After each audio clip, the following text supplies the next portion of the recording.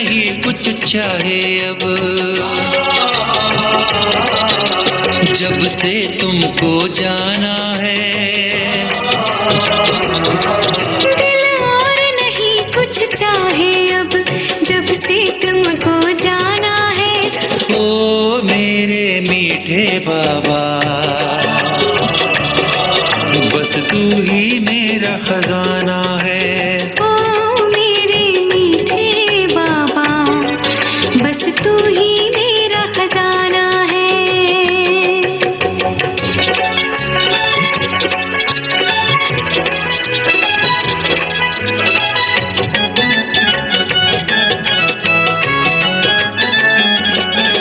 तेरी बात मुझे हर भाती है, श्रीमत परवारी जाऊं मैं।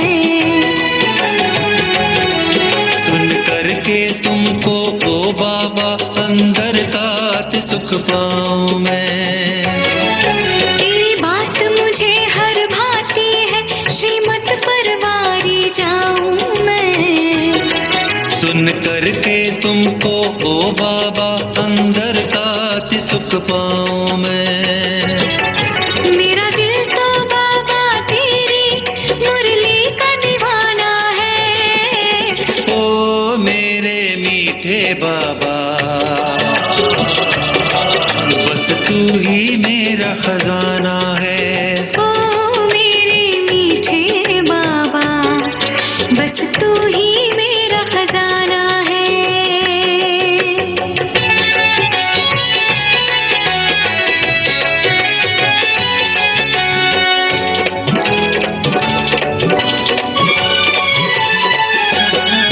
सिर माथे तेरी शिक्षाएं भरती है अनोखा बल मुझ में।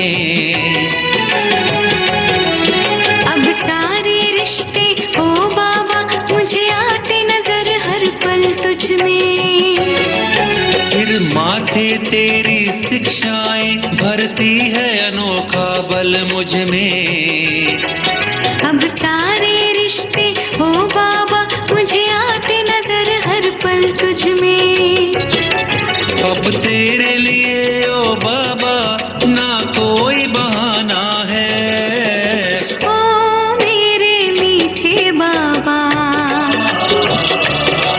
बस तू ही मेरा खजाना है। ओ मेरे मीठे बाबा, बस तू ही मेरा खजाना है।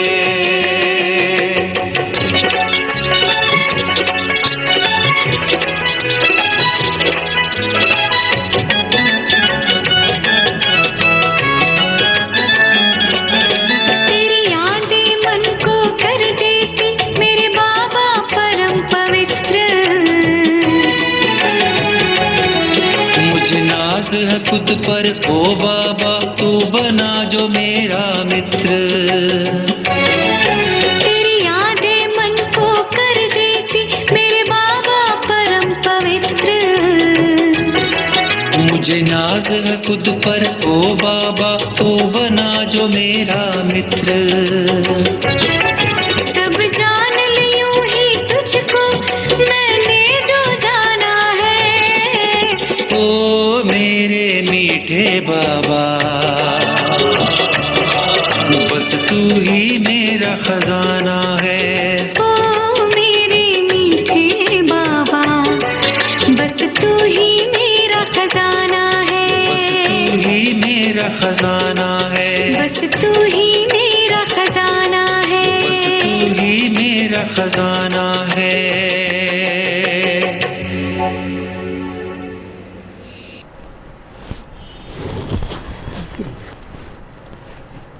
ఓం శాంతి.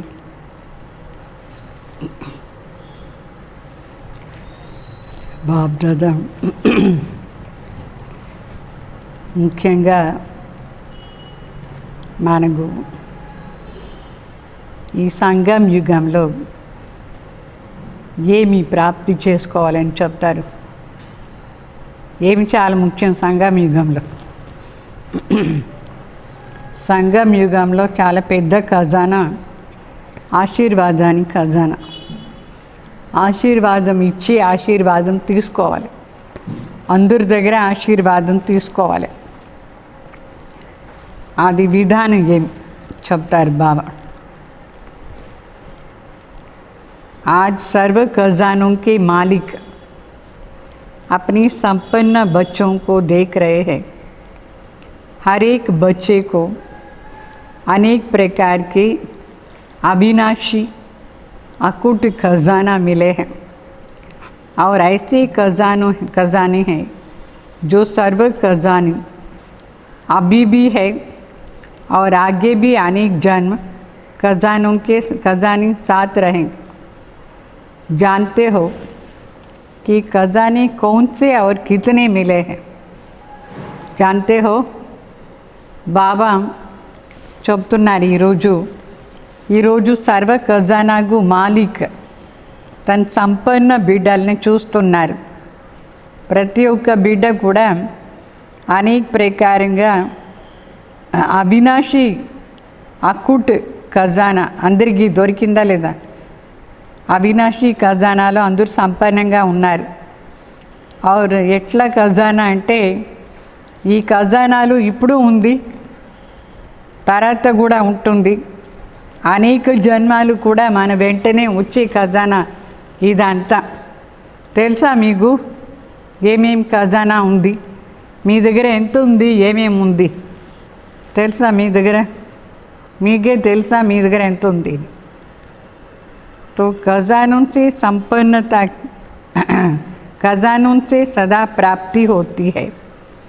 खजानों से संपन्न आत्मा सदा भरपूरता के नशे में रहती है.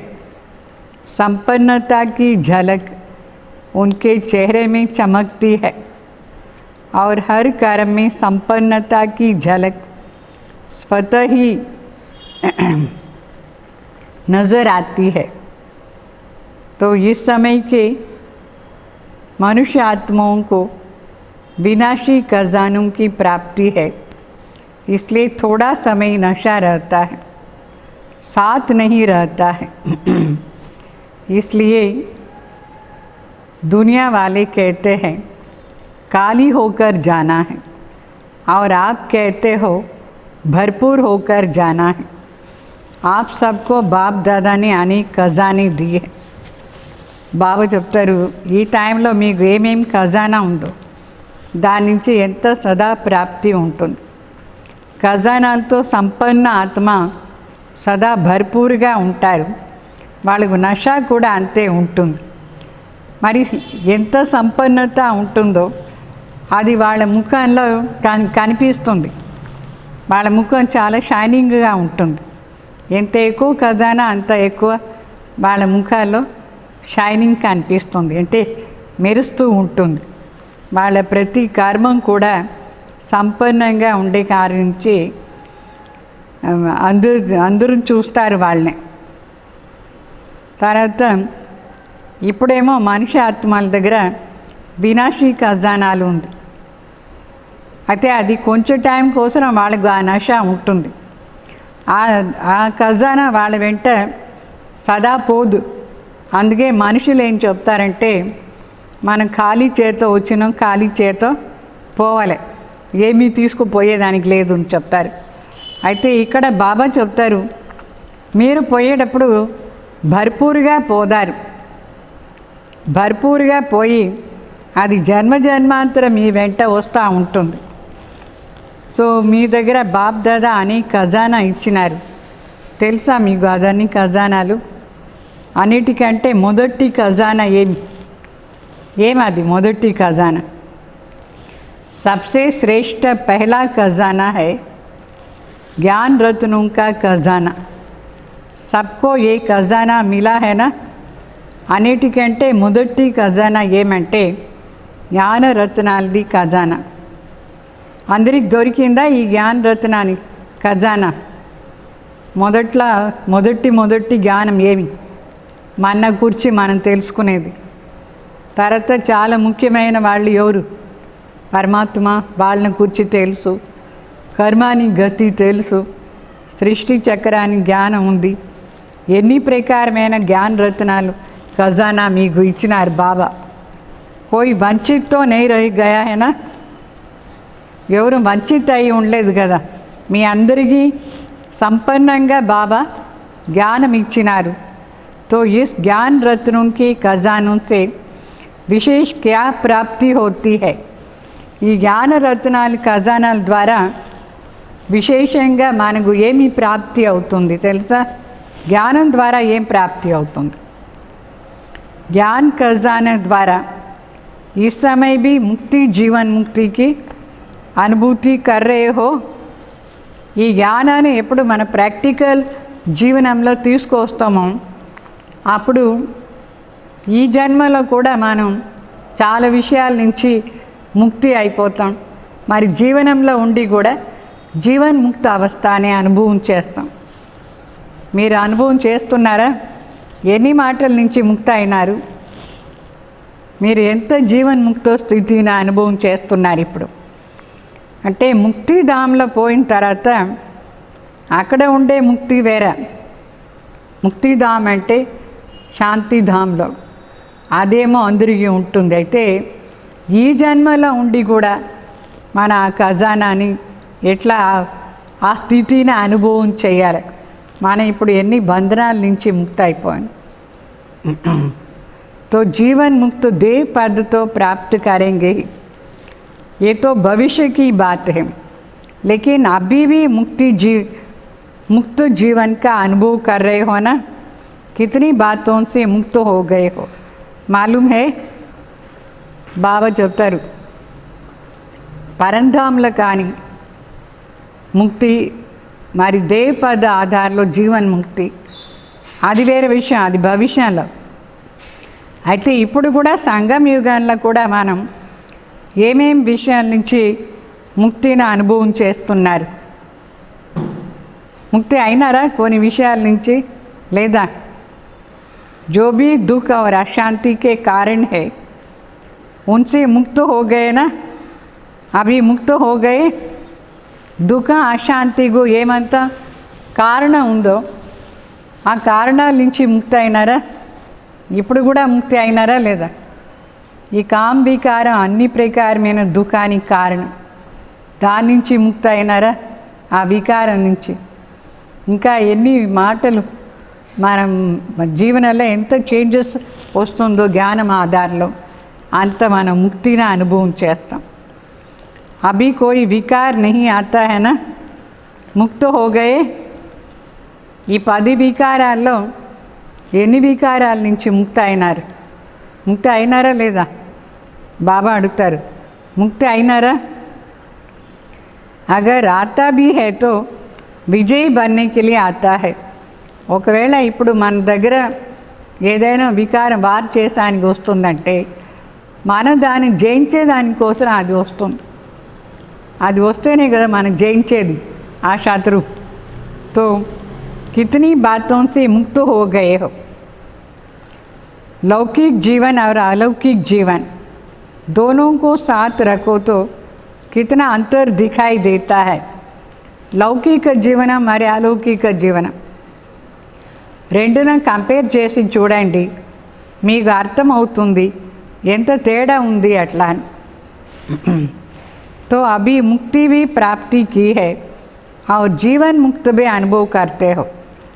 ముక్తిని వచ్చింది, జీవన్ ముక్తి స్టేజ్ కూడా మీరు ఇప్పుడు అనుభవం చేస్తూ ఉన్నారు.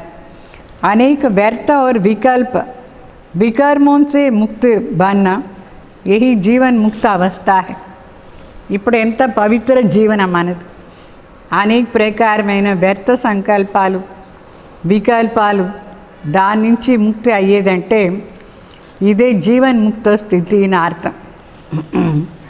तो कितनी बंधनों से मुक्त हो गए हो. ఈ వికారం నుంచి ముక్తి అంటే ఎన్ని ప్రకారమైన బంధనాల నుంచి మనం ముక్తి అయిపోయినాం. चित्र में दिखाते हो ना कि कितनी बंधनों की रस्सियाँ मनुष्यों को बांधी हुई है. మీరు ఆ చిత్రం చూసినారా? ఏ చిత్రం? ఒక మనిషిని ఎన్ని తాడు వేసి కట్టి పెట్టినారు.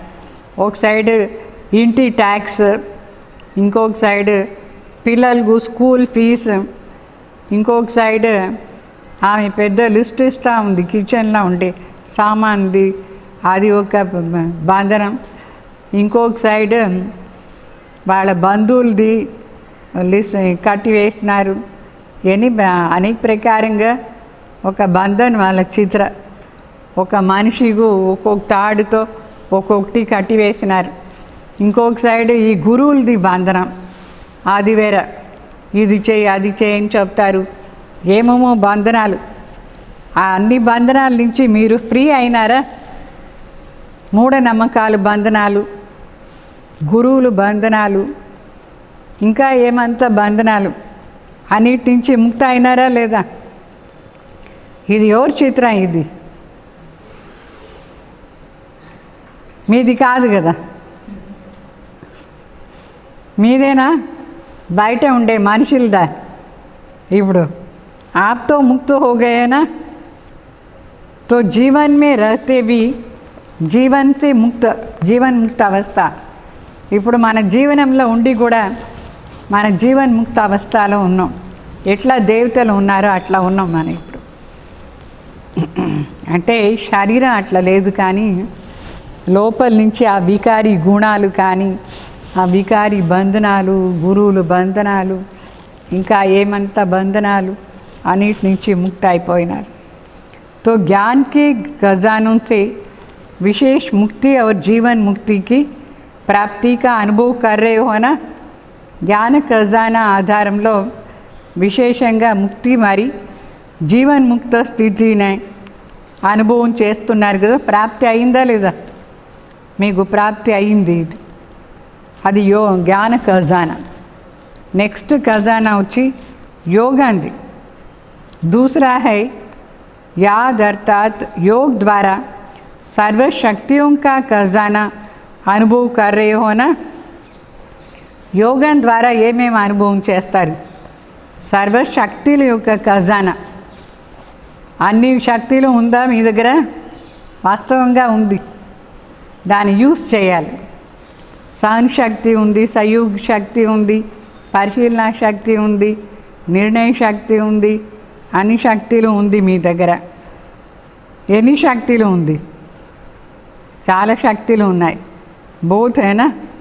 8 शक्तियाँ तो एक सैंपल के रूप में दिखाया है. सर्व शक्तियों के खजाने के मालिक बने हो. ఈ 8 శక్తులేమో శాంపిల్ రూపంలో చూపించినారు. అయితే దాంట్లో లోపల లోపల లోపల చాలా శక్తులు ఉంది. అన్ని శక్తికు మీరు మాలిక్ అయినారు. రెండవది యోగ శక్తి. మూడవది धारणा की सब्जेक्ट द्वारा कौन सा खजाना मिला है? धारणा सब्जेक्ट द्वारा ఏమి ఖజానా దొరికింది మీకు? सर्व दिव्य गुणों का खजाना. गुण कितने हैं? बहुत है ना. బాగా చెప్తారు. మీ దగ్గర ఎన్ని గుణాలు ఉంది? చాలా ఉంది కదా. దైవీ గుణాలది ఖజానా దొరికింది. तो सर्व गुणों का खजाना है. हर गुण की, हर शक्ति की विशेषता कितनी बड़ी है? బాగా చెప్తారు. ప్రతి ఒక్క గుణాన్ని, ప్రతి ఒక్క శక్తిది విశేషత చాలా పెద్దది. ఒక్కొక్క మాటనే విచారం చేసి చూడండి, మీ దగ్గర ఎంత ఉంది. చాలా పెద్ద ఖజానా ఉంది.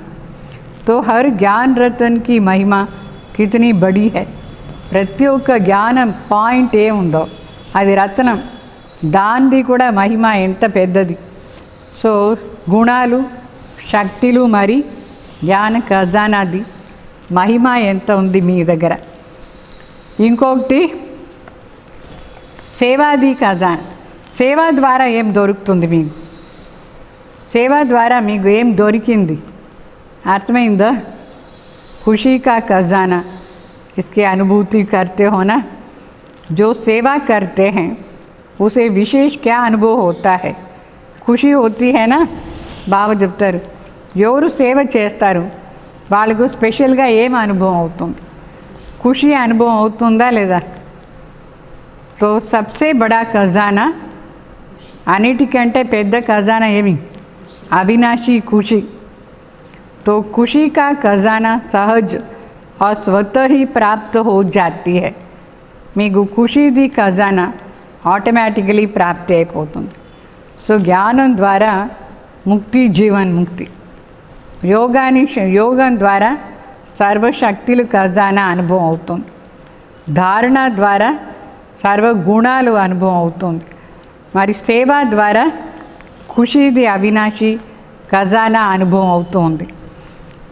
नेक्स्ट खजाना एमी 5वां है संबंध संपर्क द्वारा ब्राह्मण परिवार के भी संपर्क में आते हो, सेवा के भी संबंध में आते हो, तो संबंध संपर्क द्वारा कौन सा खजाना मिलता है?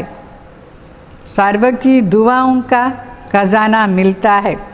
బాబు చెప్తారు, ఇప్పుడు బ్రాహ్మణ పరివారానికి సంబంధ సంపర్కలో వస్తారు, సేవా సంబంధంలో వస్తారు.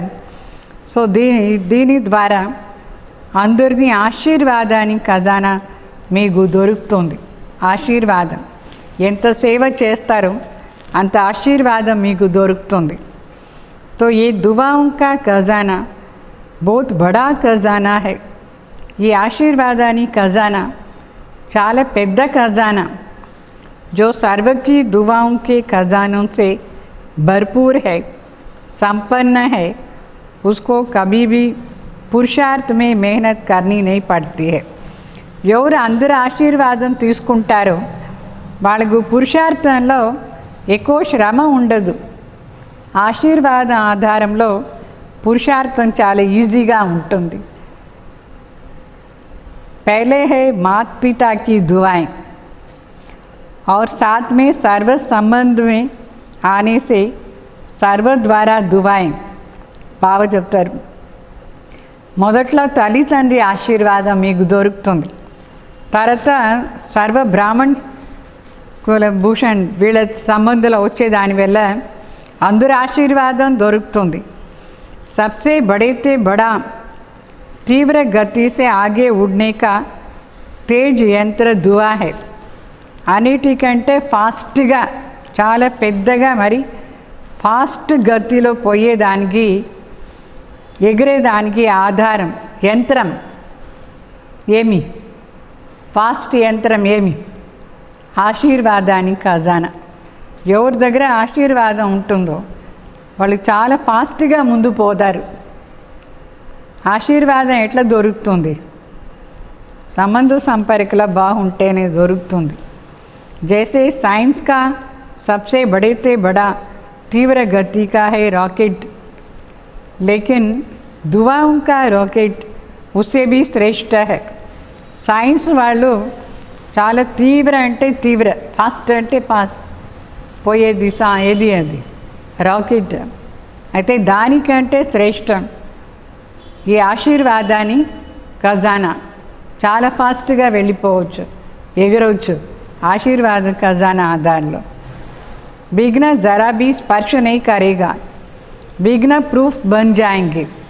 ఎవరి దగ్గర ఆశీర్వాదానికి ఖజానా ఉందో వాళ్ళ దగ్గర విఘ్న రానే రాదు, స్పర్శమే చేయదు. అర్థమైందా? విఘ్న ప్రూఫ్ అయిపోతారు. ఒకవేళ బయట వచ్చినా కూడా వాళ్ళ దగ్గర రాదు విఘ్న.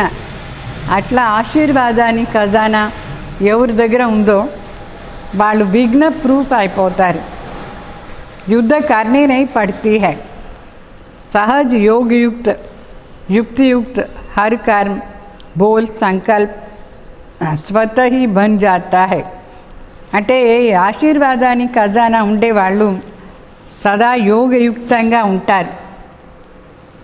అన్ని యుక్తిను వాళ్ళకు వచ్చేస్తుంది. యుక్తియుక్త కర్మం చేస్తారు.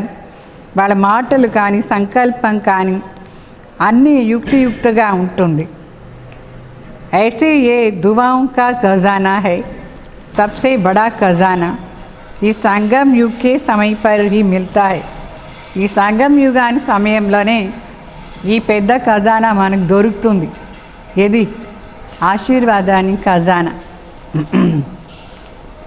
वैसे तो खजाने बहुत है, लेकिन जो खजाने को जो भी सुनाए सिर्फ इन खजानों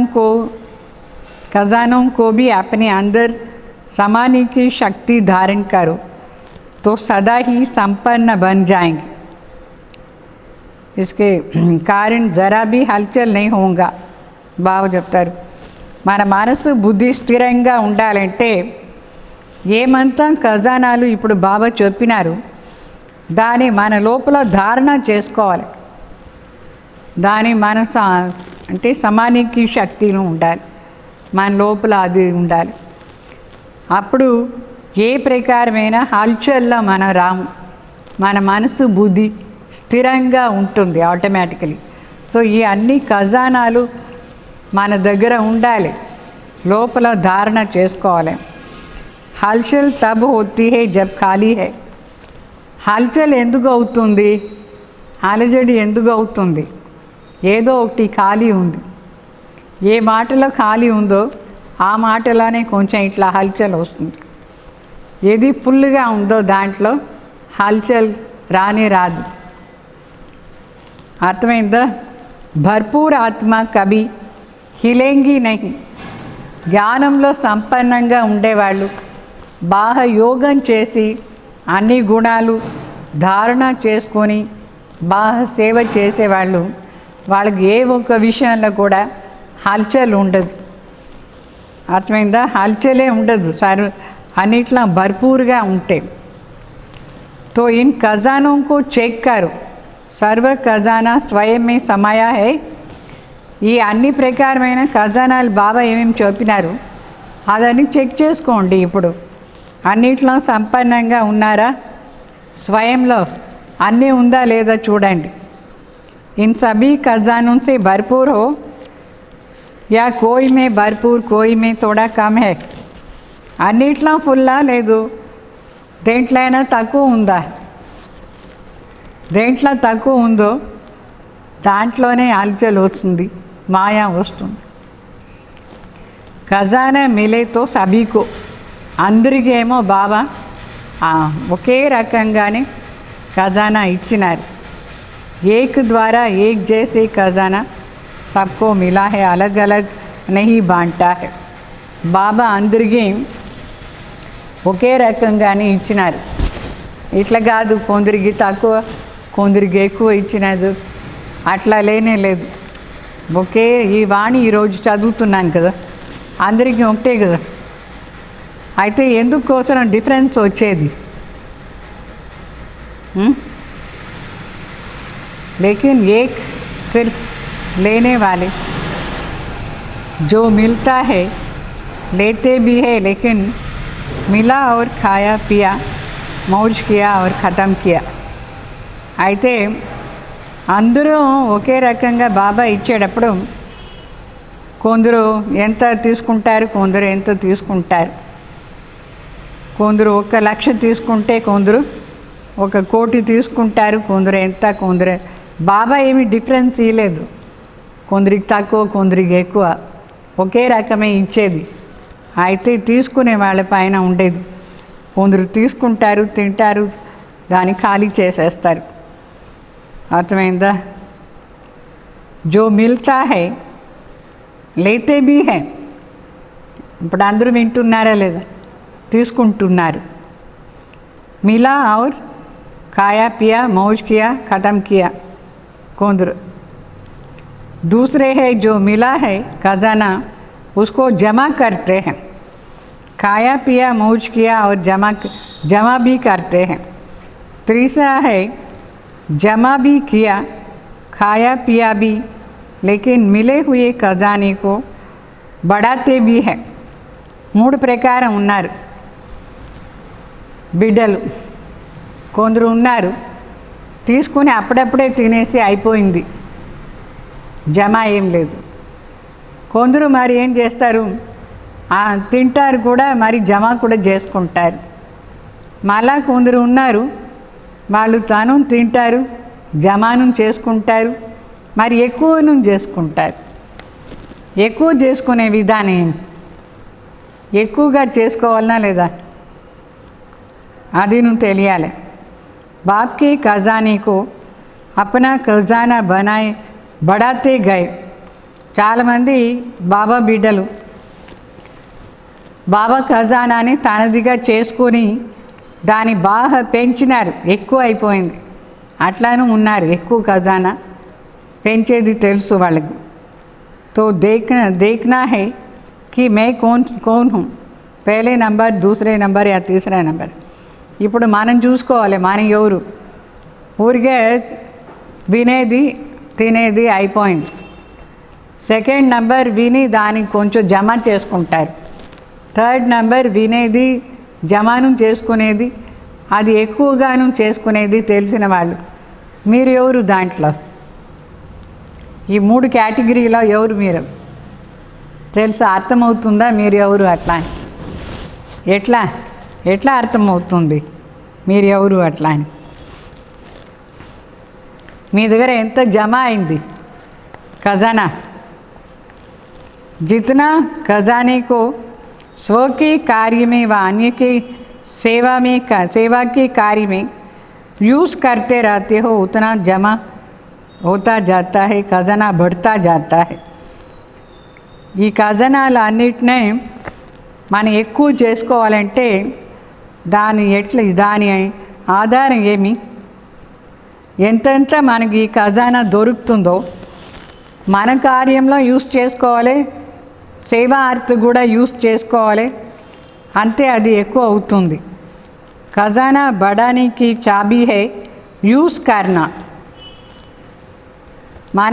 మనము మన కార్యంలో బాబా చెప్పే విషయాలను యూస్ చేసుకోవాలి, వేరే వాళ్ళకి కూడా ఇవ్వాలి. బడానా అంటే ఖజానాని ఎక్కువ చేసుకునే చాబీ ఏమంటే దాన్ని యూస్ చేసేది. అర్థమైందా? యూజ్ అంటే కార్యంలో ప్రయోగం చేసేది. పहले अपनी प्रति यूज़ करना है. ఈ ఖజానాలు అన్నిటినీ మొదట్లో మన కార్యంలో యూస్ చేసుకోవాలి. మన కోసరం జ్ఞాన ఖజానా, యోగాని శక్తి, ధారణ, ఇదంతా మన కోసరం మొదట్లో యూస్ చేసుకోవాలి. మనది యూస్ చేసిన తర్వాత వేరే వాళ్ళకి కూడా నేర్పించాలి. నువ్వు ఇట్లా చేస్తే నీకు ఇట్లా అవుతుంది అని. అప్పుడు అది ఎక్కువ అవుతుంది మనకు. जैसे ज्ञान के एक रतन को समय पर अगर स्व प्रति यूज़ करते हो तो खजाना यूज़ करने से अनुभवी बन जाते हो.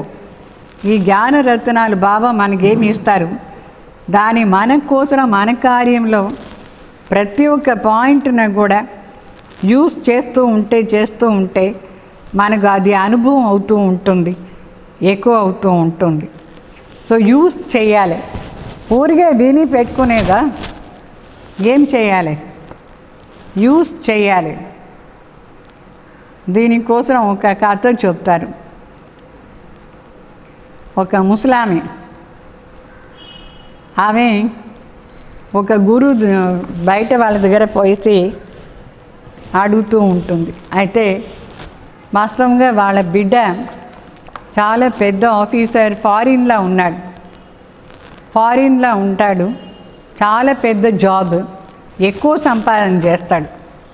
అయినా ఈమె పోయి అడుగుతూ ఉంటుంది, అందరి దగ్గర అడిగి తింటుంది. ఒకసారి ఒక గురు అడుగుతాడు, ఏమా నువ్వు నీ బిడ్డ ఇంత పెద్ద పదవిలో ఉన్నాడు చెప్పినావు, నీకు పంపించడా ఏమి అట్లా అని అడిగితే ఆమె ఏం చెప్పింది, నాకు డబ్బులు ఏం పంపించలేదు, అదేమో ఒక కలర్ కాగితం పంపిస్తాడు, ఆ కలర్ కాగితాన్ని నేను గోడకు అంటించి పెట్టినాను చెప్తుంది. ప్రతి నెల పంపిస్తాడు, గోడలు అంటించి పెట్టినాను అని చెప్తుంది. తర్వాత ఆ గురువుకు డౌట్ వచ్చింది, ఏమది కలర్ కాగితం పంపిస్తాడు, ఇంత పెద్ద పదవి ఉండేవాడు, అమ్మను సరిగ్గా చూసుకోడా ఏమి, సరే ఇంటికి నేను వస్తాను మీ ఇంటికి అని చెప్తాడు. సరే ఇంటికి వచ్చి చూస్తే ఆమె లైన్గా ఆ కాగితాలని గోడలు అంటించి పెట్టేసింది. తర్వాత గురువుగా అర్థమైంది, అరే ఇది ఒక్కొక్క దాంట్లో కూడా 50,000 1,00,000 రూపాయలు అట్లా చెక్, అది ఆమెకు తెలియలేదు అది ఏమి అట్లా. అప్పుడు చెప్తాడు, వాస్తవంగా నువ్వు ఎంతో షౌకారు, నీకు ఇదంతా చూస్తే ఎంత డబ్బులు, దీంట్లో అంతా డబ్బులు ఉంది అని చెప్. ఆమెకు తెలియలేదు దీంట్లో డబ్బులు ఎక్కడ ఉంది చెప్తాను. అంటే నాలెడ్జ్ లేదు పాపం ఆమె. ఆ చెక్కును ఎట్లా పోయి బ్యాంకులో ఇచ్చి దాన్ని డబ్బులుగా చేసుకోవాలి అని తెలియలేదు. ఆ విధంగా బాబా బిడ్డలు కూడా ఇక్కడ ఒక్కొక్క చెక్కులో 50,000, 1,00,000 రూపాయలు, ఇంకా ఎంతో ప్రతి నెల ఎక్కువ చేసి పంపిస్తూ ఉన్నారు. ఆ చెక్కుని ఆమెకు తెలియలేదు, దాంట్లో డబ్బులు ఉంది అని తెలియలేదు. ఆ విధంగా బాబా బిడ్డలు కూడా ఒక్కొక్క జ్ఞానరత్నంలో ఎంత డబ్బులు ఉంది అని తెలియలేదు, ఎంత ప్రాప్తి ఉంది అని తెలియలేదు. ఊరిగే వింటారు, దాన్ని ఊరిగే వినే అంతవరకు పెట్టుకుంటారు. దాన్ని యూజ్ చేస్తే దాంట్లోపల ఎంత ప్రాప్తి అనేది ఉంది, ఆ ప్రాప్తిని మాత్రం అనుభవం చేస్తే చాలా ఎక్కువ అయిపోతుంది. అందుకే బాబా చెప్తారు, ఈ జ్ఞానరత్నాలంతా ఆ వాణి బుక్ కూడా ఊరిగే చేతో ఇంట్లో పెట్టుకునేలే, దాన్ని తీసి మళ్ళీ రివైజ్ చేసి దాంట్లో ఉండే పాయింట్స్ను ధారణ చేసుకొని అర్థం చేసుకొని యూజ్ చేయాలన్నా లేదా. చాలామందికి అర్థం కూడా కాలేదు, ఆ పాయింట్స్ అట్లనే పెట్టేస్తూ ఉంటారు. ఎట్లా భగవద్గీత కూడా భక్తి మార్గంలో దాని బీరోలో పెట్టుకుంటారు, మరి దాన్ని తీస్తారు, దాన్ని నమస్కారం చేస్తారు, మళ్ళీ పెట్టేస్తారు. దాంట్లోపల ఎంత రహస్యాలు ఉంది అది తెలియలేదు. అట్లా భగవాన్ వాచాలో ఎంత రహస్యం ఉంది, ఎన్ని మాటలు మనం ప్రాక్టికల్ జీవనంలో తీసుకువస్తే దాని ప్రాప్తి ఎంత ఉంది అది తెలుసుకోవాలి. సో యూజ్ చేసే విధానం ఆధారంలోనే మనం బాబా చెప్పే ఒక్కొక్క పాయింట్ను కూడా దాని లాభం తీసుకోవచ్చు. सुनना और बात है, सुनना माना लेना नहीं, समाना और समय पर कार्य में लगाना ये है लेना. బాబా చెప్తారు, ఒక్కొక్క జ్ఞానరత్నాన్ని అనుభవం చేయాలి. ఆ ఖజానాలు ఒక్కొక్క పాయింట్లో ఎంత ప్రాప్తి అనేది ఉంది, మనకు అనుభవాన్ని అథారిటీ కూడా ఉండాలి. ఆ అథారిటీ అంటే మనం జమ చేసుకునేది వినేది వేరే విషయం, విని దాని ద్వారా లాభం తీసుకునేది, మన లోపల దాని ధారణ చేసుకునేది, కార్యంలో ఉపయోగం చేసేది. అంటే ఆ పాయింట్ నుంచి మనకి ఏదైనా ప్రాప్తి అవుతుంది. ఆ పాయింట్ నుంచి ప్రాప్తియే కాలేదంటే వినేసి ఏం చెప్తారు, చాలా బాగుంది అని చెప్తారు. ఏమీ బాగుంది, యూజే కాలేదు మీ జీవనాల్లో, యూజ్ చేసుకోవాలనా లేదా. तो सुनने वाले क्या करते हैं और समाने वाले क्या करते हैं, दोनों में महान अंतर है.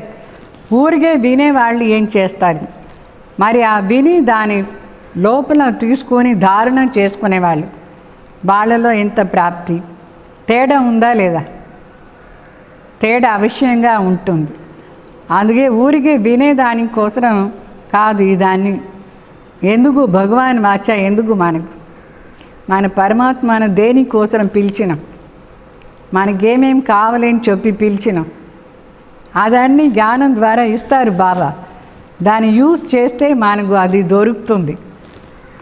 అర్థమైందా. तो सुनने वालों का बाप दादा सीन देखते हैं तो मुस्कुराते हैं.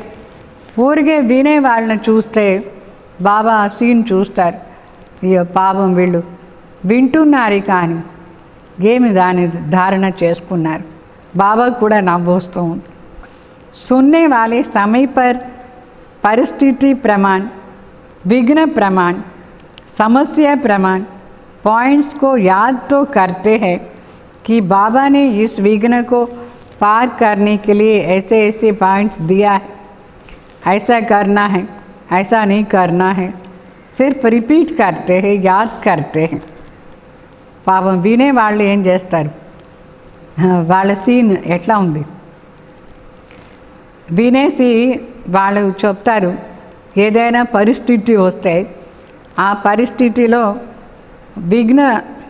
ఏ విఘ్నం వస్తుందో, ఏ సమస్య వచ్చిందో, ఏ పరిస్థితి వచ్చిందో దాని అనుసారంగా బాబా పాయింట్స్ బాబా దీనికి ఇట్లా చెప్పినారు అని చెప్తారు.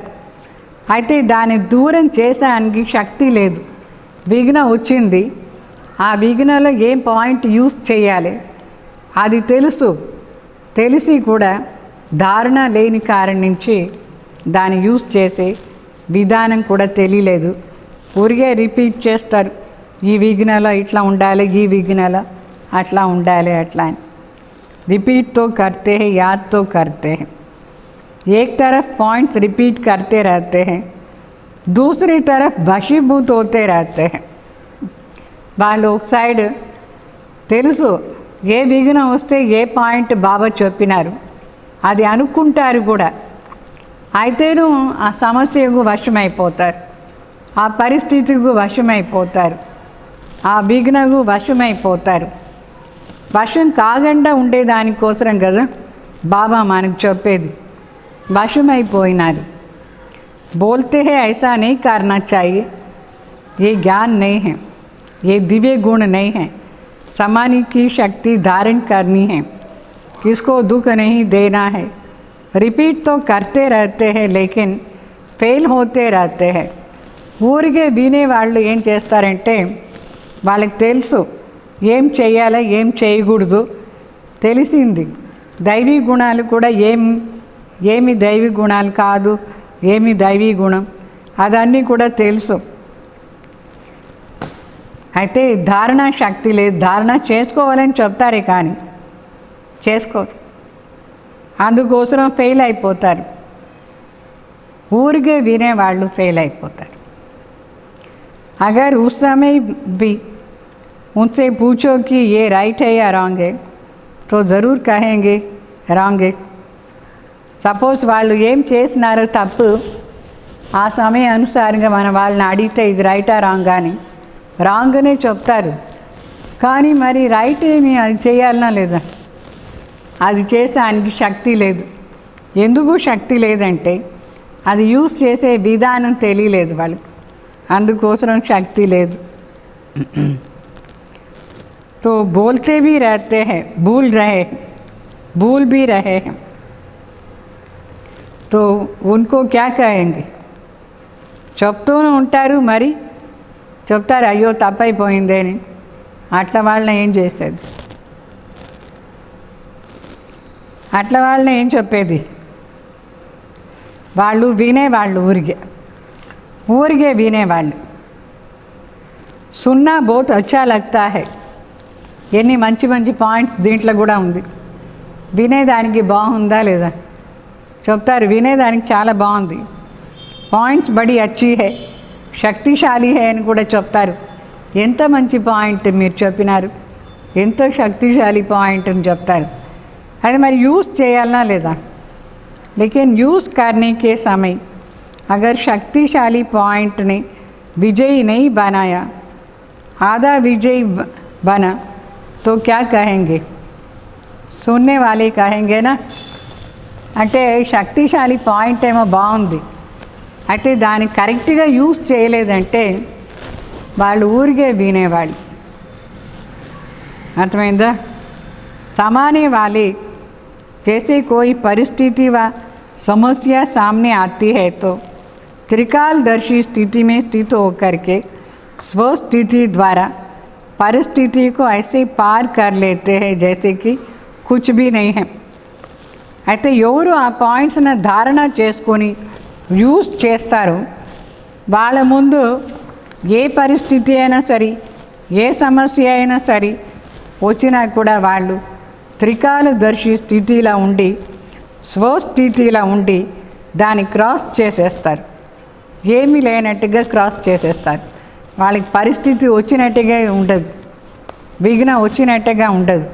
దాన్ని వాళ్ళు ఆటోమేటిక్లీ క్రాస్ చేస్తారు. ఎందుకంటే వాళ్ళు పాయింట్స్ని ధారణ చేసుకొని అది యూజ్ చేసినారు కార్యంలో, त्रिकालदर्शी స్టేజ్లో ఉండి. तो इसको क्या कहा जाता है, समाना अर्थात समय पर कार्य में लगाना. సమాన అంటే దాని లోపల ధారణ చేసుకొని కరెక్ట్ సమయంలో దాని కార్యంలో ఉపయోగం చేసేది.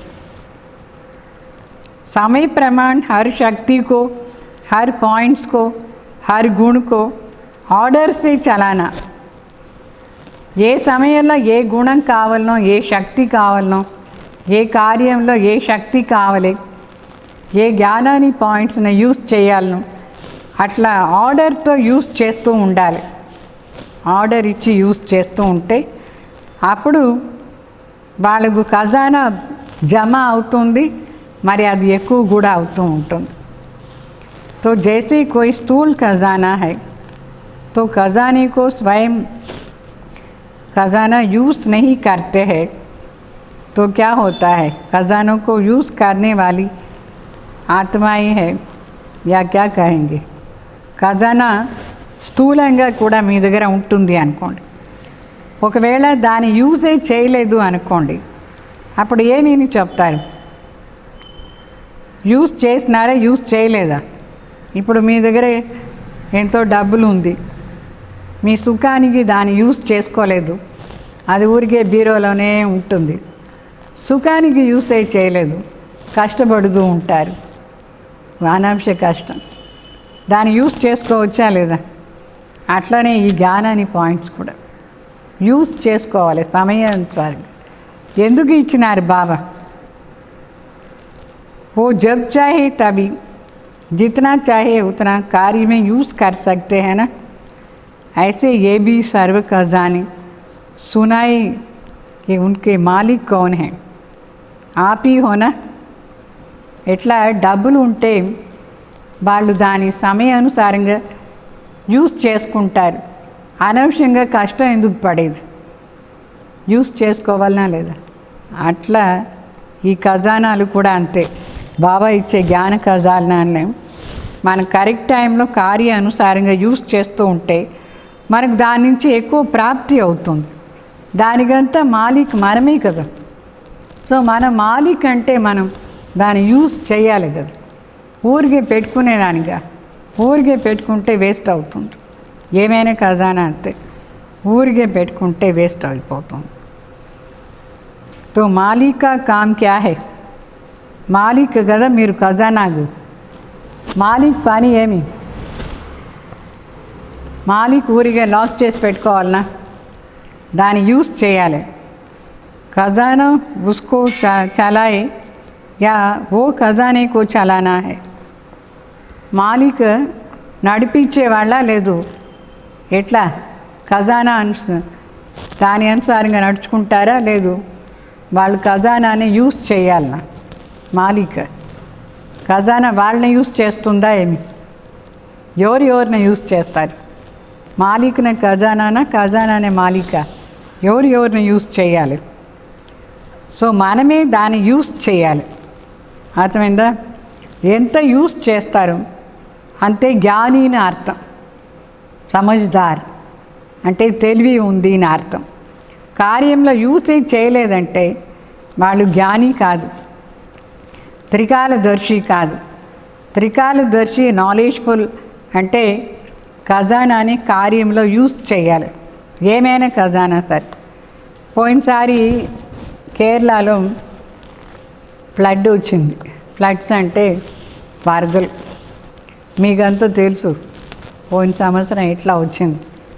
దాంట్లో ఒక షౌకార్, ఆ షౌకార్ ఏం చేస్తాడంటే డబ్బులు సంపాదన ఏమో చేస్తాడు, చేసి దాన్ని జమ చేసుకునే పోతూ ఉంటాడు. అయితే వాళ్ళ ఇంట్లో బంధువులు వచ్చినారు, భోజనానికి కావాలి, దానికి దీనికి. వాళ్ళ అమ్మాయి చూస్తే చాలా పాత డ్రెస్ వేసుకుంటుంది. అట్లీస్ట్ 2 డ్రెస్ అయినా తీసి ఇచ్చా లేదా, ఆ అమ్మాయి ఖుషి అయిపోతూ ఉంటుంది. వాళ్ళ యుగాలు కూడా ఏమీ లేదు, భోజనం కూడా లిమిట్గా తినని చెప్పి ఇచ్చినాడు. మిగతా డబ్బులంతా జమ చేసి పెట్టుకున్నాడు. అయితే వరదలు వచ్చింది, మొత్తం అన్నీ కొట్టుకొని పోయింది. పాపం ఆ అమ్మాయికు ఆ డబ్బులతో మొదట్లోనే ఇచ్చి ఉండాలి కదా డ్రెస్, ఒకే డ్రెస్, అదే పాపం చిడిగింది యూజ్ చేస్తూ ఉంటుంది. డబ్బులు దేనికోసమని డ్రెస్ తీసుకొని వేసుకోవచ్చా లేదా, తినేదానికైనా బాగా ఇచ్చి ఉండొచ్చా లేదా, తర్వాత చాలా ఫీల్ చేస్తాడు, అన్ని వాళ్ళ ఇంట్లోపల ఇంత నీళ్ళు వచ్చేది, అన్ని ఖజానా వేస్ట్ అయిపోయింది, డబ్బులంతా తడిసిపోయి వేస్ట్ అయిపోయింది, మట్టి కలిసిపోయింది. అప్పుడు చెప్పినాడు, ఏమి నేను ఇంత సంపాదన చేశాను, వీళ్ళకు సుఖమే ఇయలేదు, నేను దానికి బదులుగా అన్ని డబ్బులు బీరోలో పెట్టేశాను, కబోర్డ్లో ఉరిగా, నీళ్ళు వచ్చింది అన్నీ ముంచేసి తీసుకుపోయింది. అట్లా అని చాలా ఏడ్చినాడు. న్యూస్ పేపర్లో అది సమాచారం వచ్చింది. మీరు విన్నారో లేదో, అది విన్నారా ఆ సమాచారం? అట్లనే ఇక్కడ కూడా శివబాబా చెప్తారు, ఏమైనా మన దగ్గర ఉంది, దాన్ని మనం యూజ్ చేస్తూ ఉంటే అందరికీ ఖుషి కూడా ఉంటుంది. యూజ్ చేసా, మరి ఆ సామాన్ యూజ్ అయ్యిందా లేదా? యూజ్ అయి ఉంటే మనకు తృప్తి ఉంటుంది. అది అట్లనే వేస్ట్ అయిపోయి ఉంటే ఏమి తృప్తి లేదు. అట్లనే జ్ఞాన ఖజానా కూడా మనకు బాబా ఇంత ఇచ్చినారు, దాని మనకు కార్యార్థంగా సరి, వేరే వాళ్ళకి కోసమైనా సరే అందరికీ యూజ్ చేస్తూనే ఉండాలి. ఇప్పుడు ఏమేమి ఖజానాలు బాబా చెప్పినారు? జ్ఞాన ఖజానా, యోగాని శక్తి ఖజానా, గుణాలు ధారణ ఖజానా, మరి సేవ, మరి సంబంధ సంపర్కాన్ని, ఆశీర్వాదాన్ని ఖజానా. ఇన్ని విషయాలు మనకు దొరికిందంటే మనం దాన్ని యూజ్ చేయాలి. ఊరికే విని పెట్టుకొని లాభం, వింటూ ఉండాలి, చేస్తూ ఉండాలి. समाने की शक्ति जिस समय जिस विधि से यूज़ करना चाहिए उस विधि से कार्य में लगाना चाहिए. ఏదైనా శక్తిని సరి ఏ సమయంలో ఏ విధానంలో కార్యంలో యూజ్ చేయాలనో దాన్ని యూజ్ చేస్తూ ఉంటే దాని ద్వారా మనకు చాలా ప్రాప్తి ఉంటుంది. ఆ విధానం ద్వారా స్థితి కూడా ప్రాప్తి అవుతూ ఉంటుంది. ఒక్కొక్కసారి మనకు సహన శక్తి యూజ్ చేయాలి, లేదు పరిశీలన శక్తి యూజ్ చేయాలి, నిర్ణయ శక్తి యూజ్ చేయాలి. ఉంది అయితే యూజ్ చేయలేదు, లాభం ఏముంటుంది? అందువల్ల బాబా ఈ వాణిలో ఏం చెప్తారంటే, మీరు అధికారి అయినారు, మీ దగ్గర ఉండే సర్వ ఖజానాల్ని ప్రయోగం చేయండి, యూజ్ చేయండి. అర్థమైందా? तो सर्वशक्तियाँ बाप के अधिकार का खजाना है. वर्षा हमारा जन्म सिद्ध अधिकार भी है. సర్వశక్తులు బాబా మన కోసమే ఇచ్చినారు అధికారంతో, దాన్ని యూజ్ చేశాను. అది మన ఆస్తి, అది మన జన్మసిద్ధ అధికారం. ఆ జన్మసిద్ధ అధికారాన్ని మనం ఎంత యూజ్ చేస్తే నషా ఉంటుంది. सो छोटी सी राजकुमार होगा, क्या खजाना है उसका पता भी नहीं होगा, लेकिन थोड़ा ही स्मृति आने से कितना नशा रहता है. मैं राजा का बच्चा हूँ. ఇప్పుడు రాజ్కుమార్ దగ్గర వాళ్ళ నాయన దగ్గర ఎంత డబ్బులు ఉంటుంది. అయితే చిన్నప్పుడు తెలీదు అనుకోండి, కొంచెం పెద్ద అయితే తెలుస్తుంది, నేను రాజ్కుమార్, ఎంత నష ఉంటుంది, నేను రాజా బిడ్డ, ఈ రాజా దగ్గర ఉండే ఆస్తి అంతా నాది ఎట్లా అని. ఆ విధంగా మన ఎవరు బిడ్డలు? సర్వశక్తివాన్ తండ్రి బిడ్డలు. అన్ని శక్తులు మన కోసమే ఉంది బాబా దగ్గర. మన బాబా దగ్గర ఉండే శక్తిని అన్నీ యూజ్ చేసుకోవచ్చు కార్యంలో. అయితే కార్యంలో తక్కువ యూజ్ చేసే దానివల్ల మన మనసులో ఖుషి కూడా లేదు. ఎంత ఎక్కువ కార్యంలో యూజ్ చేస్తామో అంత మనకు ఖుషి ఉంటుంది. ఏదైనా ఖజానా అంతే, అది యూస్ అయిపోవాలి అంతే. అర్థమైందా? ఇప్పుడు ఏం చేస్తారు? సర్వ ఖజానాల్ని బాహ్య కార్యంలో ఉపయోగం చేయండి, చాలా ఖుషి ఉంటుంది. तो శక్తులు ఖజానానే యూజ్ చేయండి. మరి दैवी गुणानी खजाना गुण दिव्य गुण भी बाप का वर्षा है. तो प्राप्त हुई वर्षे को कार्य में लगाना क्या मुश्किल है. దైవీ గుణాలు కూడా మనం యూజ్ చేసుకోవచ్చా లేదా?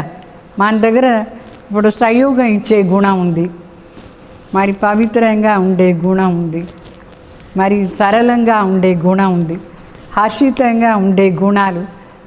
రోజు దాన్ని యూజ్ చేసుకోవచ్చా లేదా? ఎందుకు మరి యూజ్ చేయరు?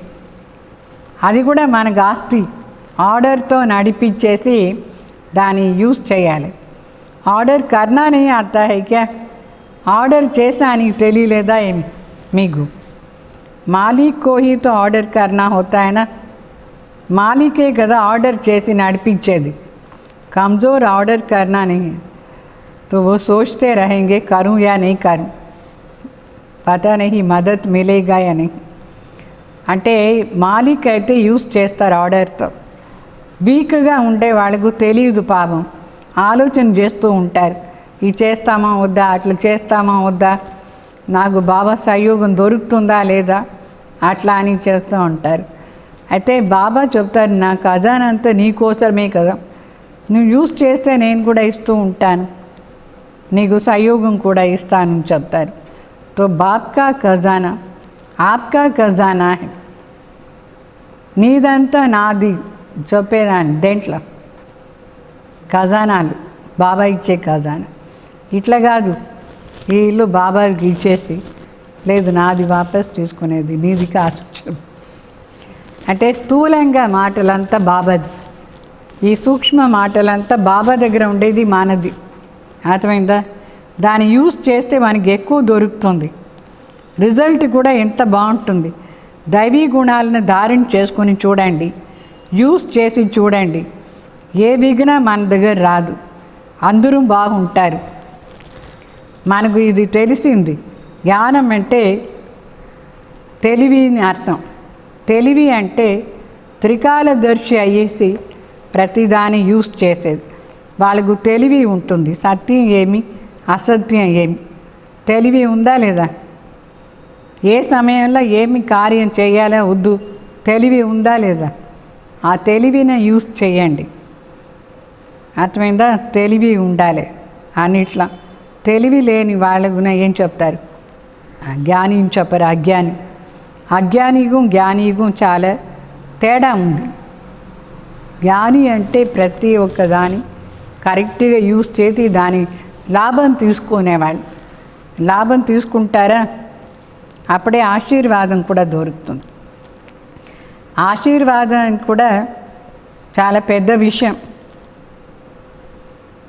दुआएं लेना और देना ये बीज है, इससे झाड़ स्वतः ही समाया हुआ है.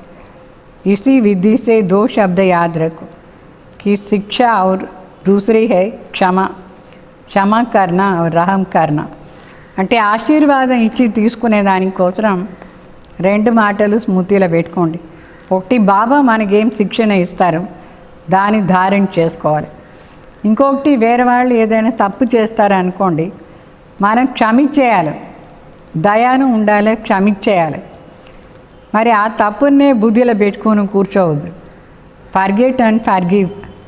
ఫర్గివ్ అండ్ ఫర్గెట్ అంటే ఏమి?